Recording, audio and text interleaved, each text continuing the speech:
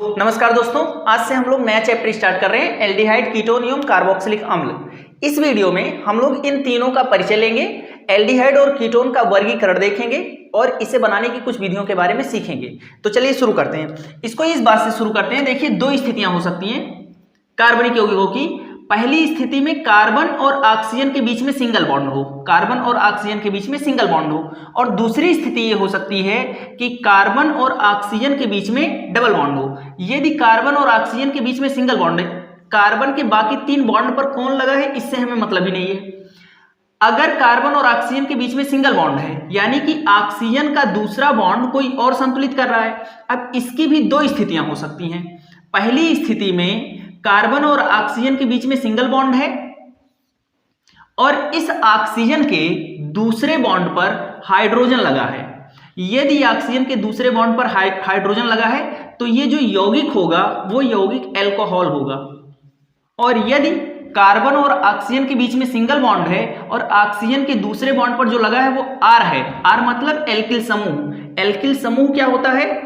तो जैसे bond CH3 या C2H5, ये सारे के सारे एल्किल समूह होते हैं। या कोई बेंजीन रिंग ही ले लीजिए, एरोमेटिक C6H5, ये सारे के सारे क्या हैं? एल्किल समूह हैं, आर हैं। और अगर ऐसा हुआ तो ये जो यौगिक बनेगा ये हमारा ईथर होगा। और इससे पहले वाले वीडियो में हम लोग एल्कोहल, फिनॉल और ईथर ये सारा का सारा समाप्त कर चुके हैं। तो कार्बन और ऑक्सीजन के बीच में सिंगल बॉन्ड है तो इसका मतलब वो या तो एल्कोहल होगा या तो ईथर होगा। और अगर कार्बन और ऑक्सीजन के बीच में डबल बॉन्ड हुआ तो इस समूह को हम लोग कार्बोनिल समूह के नाम से जानते हैं। और इसकी तीन स्थितियां हो सकती हैं। देखिए, इस कार्बोनिल समूह की मैंने तीनों स्थितियां यहां पर लिख ली है। अगर यहां पर आर हुआ, देखिए पहले पर तो सब में आर ही रहेगा। आर का मतलब क्या होता है? एल्किल समूह, कोई भी एल्किल समूह।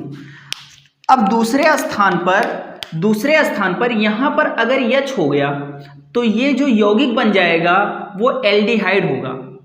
अगर यहां भी R हो गया, यानी कोई एल्किल समूह ही लग गया, हो सकता है ये दोनों समान हो और हो सकता है असमान हो, तो ये बन जाएगा कीटोन। और अगर यहां पर OH हो गया तो ये बन जाएगा हमारा कार्बोक्सिलिक अम्ल। यानी कि कार्बोनिल समूह के अंतर्गत एल्डिहाइड भी आ गया, कीटोन भी आ गया, कार्बोक्सिलिक अम्ल भी आ गया। यानी हम लोग जो अध्ययन करने जा रहे हैं एल्डिहाइड, कीटोन एवं कार्बोक्सिलिक अम्ल का, ये तीन के तीनों कार्बोनिल समूह के यौगिक होते हैं। और कार्बोनिल समूह किसे कहते हैं? जब कार्बन और ऑक्सीजन के बीच में डबल बॉन्ड हो तो ऐसे समूह को कार्बोनिल समूह कहते हैं। और ये तीन के तीनों कार्बोनिल समूह के यौगिक हैं। यहां पर मैंने नाम लिख दिए इनके। अगर इसको हम सिकोड़ कर लिखें, इकट्ठा करके लिखें, तो आर को पहले लिखेंगे, आर, फिर सिंगल बॉन्ड, और इस सिंगल बॉन्ड से क्या जुड़ा है? CHO। देखिए, और CHO को ही एल्डिहाइड समूह कहते हैं। इसको देखिए, R लिखेंगे, फिर सिंगल बॉन्ड, फिर बीच में क्या है? CO, और फिर R डैश इससे जुड़ा है। ये देखिए, CO समूह को कीटोन कहते हैं। फिर इसे सिकोड़ कर लिखेंगे तो बीच R है, R सिंगल बॉन्ड, और सिंगल बॉन्ड पर COOH, और इसी COOH को हम लोग कार्बोक्सिलिक अम्ल कहते हैं। आप लोग स्क्रीनशॉट लीजिए। एल्डिहाइड का वर्गीकरण, सबसे पहले आप लोग समझिए एल्डिहाइड किसे कहते हैं। तो अगर किसी भी एल्किल समूह से अगर CHO जुड़ा है तो इसी को हम लोग एल्डिहाइड के नाम से जानते हैं। अब ये R एलिफैटिक अगर हुआ तो उसे कहेंगे एलिफैटिक एल्डिहाइड, और अगर यही R एरोमेटिक हुआ तो हम लोग कहेंगे एरोमेटिक एल्डिहाइड। फिर से एक बार समझिए, एल्डिहाइड का वर्गीकरण दो रूप में किया गया है, एक एलिफैटिक और एक एरोमेटिक। बहुत सिंपल सा, CHO समूह जिससे भी जुड़ा हो वो एल्डिहाइड होता है। अब ये CHO समूह जो है ये एक ऐसे कार्बन से जुड़ा हो, ये CHO जो समूह है ये एक ऐसे कार्बन से जुड़ा हो जो एलिफैटिक हो, जो एलिफैटिक श्रृंखला का सदस्य हो। अब यहां पर तीनों जगह पर R हो सकता है, या फिर यहां पर H भी हो सकता है, कुछ भी हो सकता है। तो मान लीजिए यहां पर H है तो ये क्या हुआ? एलिफैटिक एरो होगा, क्योंकि कार्बन ऐसे, ये CHO ऐसे कार्बन से जुड़ा है जो एक एलिफैटिक श्रृंखला है। अब अगर CHO का जो कार्बन है ये कार्बन एरोमेटिक रिंग से जुड़ा है, इससे जुड़ा है, तो क्या होगा? ये एरोमेटिक एल्डिहाइड होगा। अब देखिए इसका नामकरण हम लोग को करना है, तो नामकरण इसका बहुत आसान होता है। 2 कार्बन है, 2 कार्बन के लिए कहेंगे एथ ANE लगा दीजिए क्योंकि सिंगल बॉन्ड है कार्बन कार्बन के बीच में, ANE। और CHO एल्डिहाइड के नामकरण में E को हटाकर AL लगा देते हैं, तो हो गया एथेनॉल। एक और एग्जांपल देखते हैं, जैसे CHO ग्रुप है, अब ये किसी भी एलिफैटिक से जुड़ गया, जैसे C2H5 से जुड़ गया, यहाँ R की जगह पर C2H5 ले सकते हैं, R की जगह पर C3H7, कोई भी एलिफैटिक श्रृंखला यहाँ पर ले सकते हैं। अब देखिए इसका नामकरण करना है तो कितने कार्बन है, 2 और 1 3 कार्बन, तो 3 कार्बन के लिए हो गया प्रोप। पूरा का पूरा सिंगल बॉन्ड है, हर कार्बन कार्बन के बीच में सिंगल बॉन्ड है, इसलिए लगा देंगे ANE। और फिर लास्ट में से E हटाकर CHO के लिए आ जाता है YeL, तो हो गया प्रोपेनल।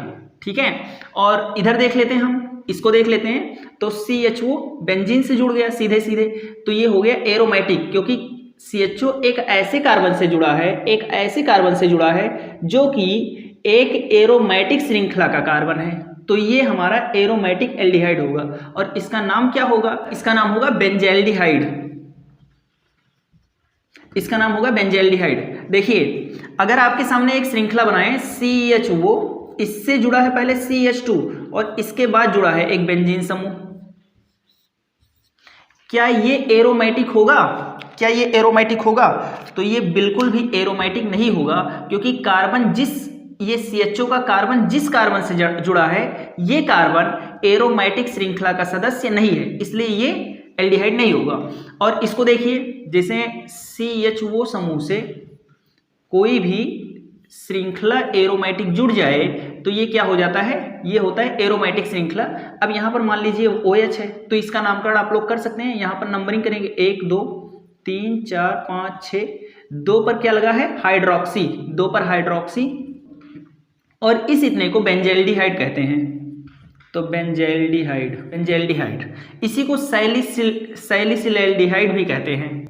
तो आप लोग स्क्रीनशॉट लीजिए इसका। हम लोग कीटोन का वर्गीकरण समझते हैं। कीटोन किसे कहते हैं, तो बीच में CO रहे, इधर एक एल्किल समूह और दूसरे तरफ भी एक एल्किल समूह, तो इस श्रृंखला को हम लोग कीटोनिक श्रृंखला कहते हैं। अब देखिए कीटोन 2 प्रकार के होते हैं, सबसे पहला है सम्मित कीटोन और दूसरा है असम्मित कीटोन। सम्मित कीटोन किसे कहते हैं, जिसमें R और R' ये दोनों समान नहीं, अगर दोनों समान हैं R और R' तो इसे कहेंगे सम्मित कीटोन। जैसे फॉर एग्जांपल यहाँ R की जगह पर मैं ले लूँ CH3, फिर बीच में है CO, और ये R' की जगह पर ले लें CH3। अब देखिए R की जगह पर भी वही चिन्ह लिया और R' की जगह पर भी वही चिन्ह लिया, तो ये तो आपका सम्मित कीटोन हुआ। अगर यही दोनों अलग अलग ले लें तो असम्मित कीटोन होगा। जैसे फॉर एग्जांपल R की जगह पर मैंने लिया CH3, फिर बीच में है CO और इधर हो जाए C2H5, तो ये होगा असम्मित कीटोन, क्योंकि R और R' समान नहीं है। तो जब R' समान ना हो तो इसे कहते हैं असम्मित कीटोन। इसका नामकरण देखना हो तो नामकरण बहुत ही आसान होता है। देखिए कितने कार्बन हैं, 1 2 3 कार्बन इसमें हैं, तो इसे कहेंगे प्रोप। और कार्बन कार्बन के बीच में हर जगह सिंगल बॉन्ड है, तो लिख देंगे ANE, और E हटाकर कीटोनिक समूह में ONE लिख देते हैं। इसके नाम के अंत में ONE आया करता है, तो इसका नाम पड़ गया प्रोपेनोन। इसी प्रकार से और भी सम्मित कीटोन आप बना सकते हैं, जैसे इधर भी C2H5 लिख दीजिए, बीच में CO और इधर C2H5। देखिए R की जगह पर C2H5 है और R' की जगह पर भी C2H5 है, यानी R और R' समान हो गए, तो ये जो कीटोनिक श्रृंखला है ये सम्मित कीटोन है। जबकि इसका अगर एग्जाम्पल बनाना चाहें तो बहुत आसान सा, जैसे C2H5 इधर लगा दीजिए, बीच में CO और इधर लिख दीजिए C3H7। अब ये असम्मित कीटोन है, क्योंकि R की जगह पर C2H5 है, बीच में CO और R' की जगह पर C3H7 हो गया, तो ये क्या है, असम्मित कीटोन है। तो कीटोन 2 प्रकार के होते हैं। ये प्रोपेनोन जो है ये कीटोनिक श्रृंखला का प्रथम सदस्य है, सबसे प्रथम सदस्य है। ऐसी एल्डिहाइड का प्रथम सदस्य देखेंगे CHO का, तो ये यहाँ पर H लगाइए, ये बन गया फॉर्मेल्डिहाइड, केवल H लगा दीजिए। देखिए CHO क्या है, एल्डिहाइड समूह है। एल्डिहाइड समूह का प्रथम सदस्य कौन है, तो CHO से जब H जुड़ा रहे तो इसको कहते हैं फॉर्मेल्डिहाइड या मेथेनल कहते हैं। तो ये प्रथम सदस्य है और कीटोनिक श्रृंखला का प्रथम सदस्य ये वाला है। यहाँ पर मैंने इन सब का नाम भी लिख दिया है, आप लोग स्क्रीनशॉट लीजिए। अब हम लोग सीखते हैं एल्डिहाइड तथा कीटोन के विरचन की विधियां, विरचन मतलब निर्माण की विधियां, तो हम लोग बनाना सीखते हैं अभी से। देखिए सबसे पहले हम एल्डिहाइड और कीटोन को बनाना सीखेंगे अल्कोहल द्वारा। अब अल्कोहल भी दो प्रकार के होते हैं, तीन प्रकार के होते हैं, 1 डिग्री का अल्कोहल, 2 डिग्री का और 3 डिग्री का। तो सबसे पहला लेते हैं हम लोग 1 डिग्री का अल्कोहल। तो कोई भी 1 डिग्री का अल्कोहल ले लीजिए। 1 डिग्री का अल्कोहल किसे कहते हैं? OH समूह, OH मतलब अल्कोहल, OH समूह जिस कार्बन से जुड़ा है, जिस कार्बन से जुड़ा है, ये कार्बन सीधे सीधे एक कार्बन के संपर्क में है, तो उस अल्कोहल को हम लोग कहते हैं 1 डिग्री का अल्कोहल। और अगर OH समूह जिस कार्बन से जुड़ा है, ये कार्बन सीधे सीधे दो कार्बन के संपर्क में है, इसको कहते हैं 2 डिग्री का अल्कोहल। यदि OH समूह जिस कार्बन से जुड़ा है वो सीधे सीधे दो कार्बन के संपर्क में है तो 2 डिग्री का अल्कोहल। अगर OH समूह जिस कार्बन से जुड़ा है, ये कार्बन सीधे सीधे एक कार्बन से जुड़ा है, तो 1 डिग्री का अल्कोहल। अब इस अल्कोहल का हम लोग करवाते हैं ऑक्सीकरण, इसका हम लोग ऑक्सीकरण करवाएंगे और ऑक्सीकरण करवाएंगे दुर्बल ऑक्सीकारक की उपस्थिति में। दुर्बल ऑक्सीकारक, यदि दुर्बल ऑक्सीकारक की उपस्थिति में 1 डिग्री के अल्कोहल का ऑक्सीकरण करवाया जाता है तो कैसे होगा, देखिए ध्यान से। यहां CH2 है, इस CH2 को हम एक हाइड्रोजन को यहां लटका लें तो किसी को कोई दिक्कत नहीं होगा। अब क्या करते हैं, इसका हाइड्रोजन इस हाइड्रोजन के साथ में निकल जाएगा इस तरह से। अब इसके हाइड्रोजन के साथ कार्बन का हाइड्रोजन निकल जाएगा तो क्या बनाएगा, देखिए यहां से H इस H के साथ में निकला तो बन गया H2, हाइड्रोजन गैस निकल गया और यहां कार्बन और ऑक्सीजन के बीच में डबल बॉन्ड आ गया, यानी कि CH3 सिंगल बॉन्ड और यहां पर क्या आ गया C, और वो देखिए C के साथ में तो H लगा ही है, C के साथ में H तो लगा ही है और ये ऑक्सीजन में ऊपर लगा दे रहा हूं और डबल बॉन्ड लगाकर, देखिए इस तरह से ये बन गया हमारा एल्डिहाइड CH3CHO। अब देखिए अगर इसका ऑक्सीकरण और आगे करवा देंगे, यदि आप लोग इसका ऑक्सीकरण और आगे कर देंगे और दुर्बल ऑक्सीकारक की उपस्थिति में ही करवा देंगे, दुर्बल ऑक्सीकारक,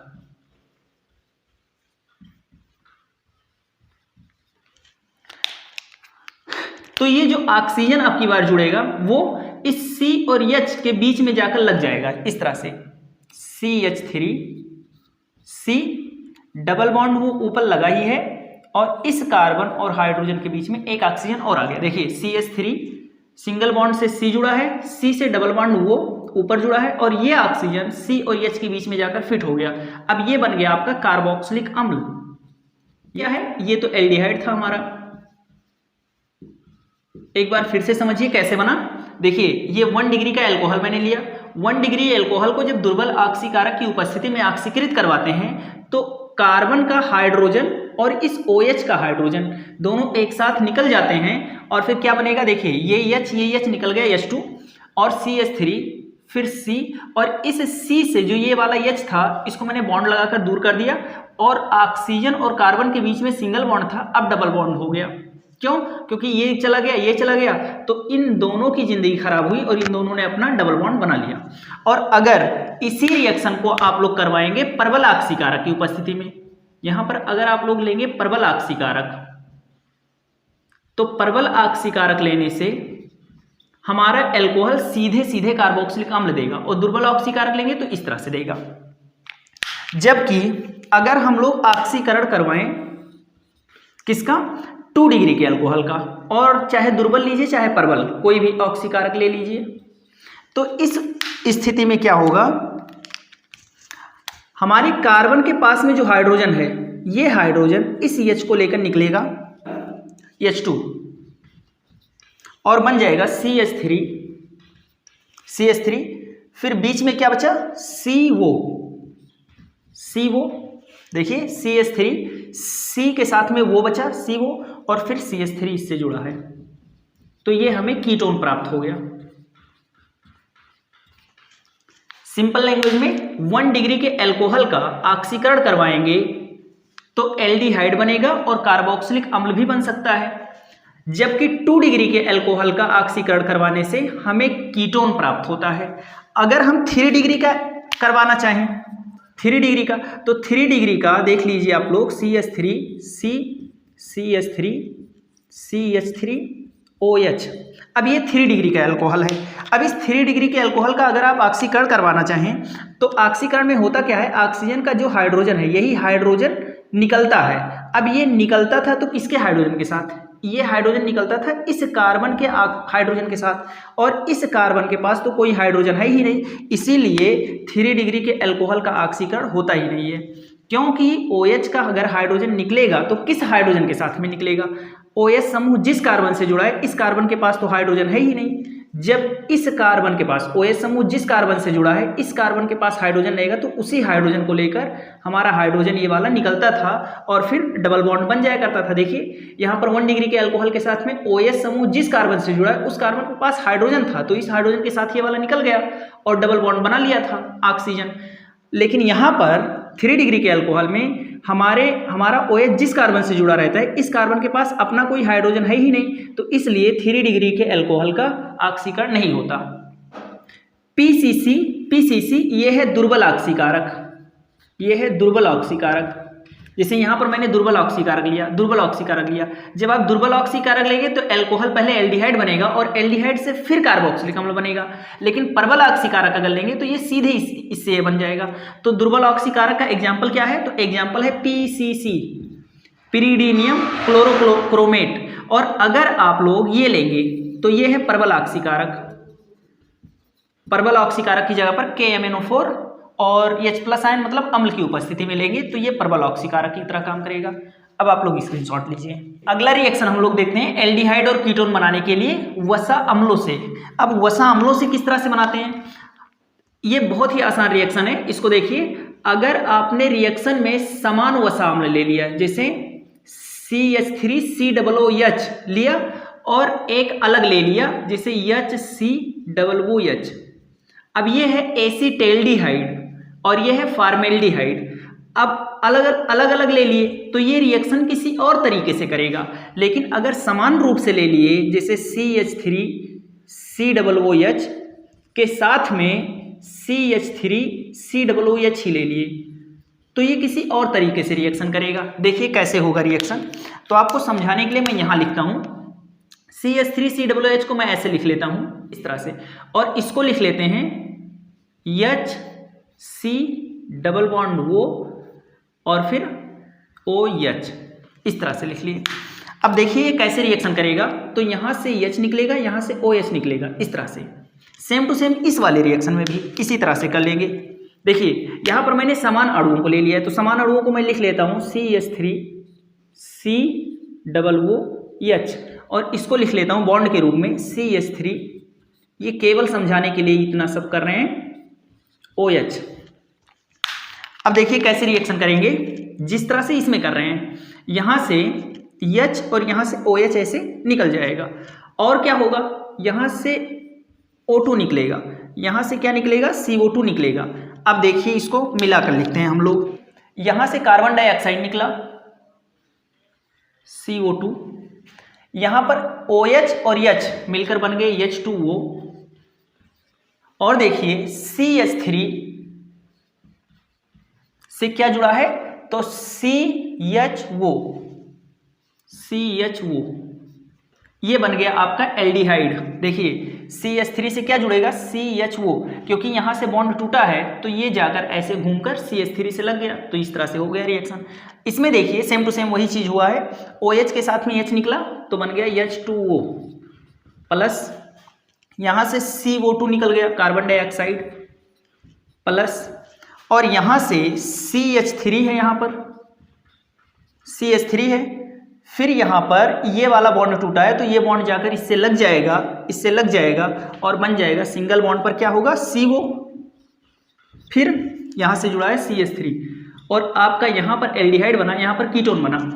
तो ध्यान में रखना है इस बात को कि अगर हम अलग अलग वसा अम्लों को लेकर इसको गर्म करेंगे, इसको मैग्नस ऑक्साइड की उपस्थिति में रिएक्शन होता है, मैग्नस ऑक्साइड की उपस्थिति में, और 300 डिग्री सेंटीग्रेड पर अगर आपने समान अणुओं को लिया है तो कीटोन बनेगा, और अगर असमान अणुओं को लिए हैं तो यहां पर एल्डिहाइड देखने को मिलेगा। चलिए आप लोग स्क्रीनशॉट लीजिए।